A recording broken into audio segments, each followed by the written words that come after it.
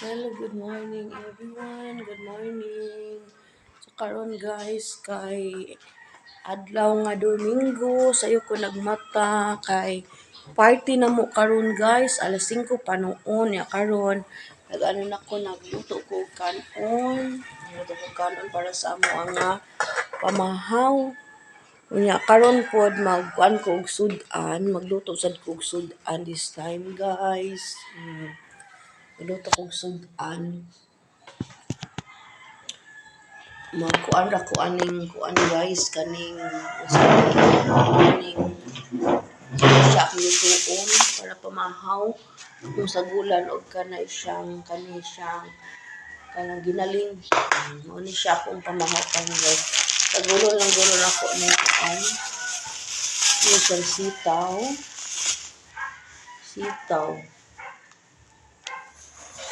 lang gulo kanilang gulong kuan.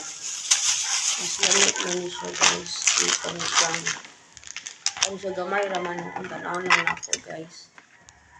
Kung luto og pamahaw kay ganahan pud ang mga bata ani guys. Kanang kuan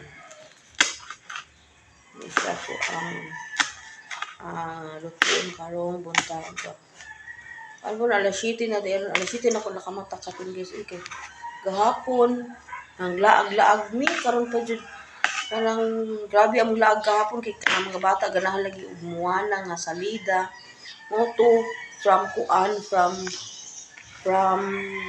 Gmall, Mandawi, paing na may konsolasyon. Kaya nga ano, wala naman dito, full naman ang kuan, kanang muana nga, kanang di naman sila wala naman admission sa bago nga mananaw. So mga to, mga bata, di man yun, kuan, kailangan din makita ato nga salida, so nangadto mi sa, kanang, nangadto mi sa SM Konsolasyon, grabe kayo man travel gahapon guys. Sus, grabe. Iapas na mo si Moana sa Konsolasyon. Iapas na mo si Moana dito. Grabe kayo ang travel. Travel na mo kahapon. Nani siya karon guys ha. Kanang abang-abang lang sa pagluto ani karong mga lasa. Kaya pa ni siyang kamparan. Kamparan pa ni ako guys.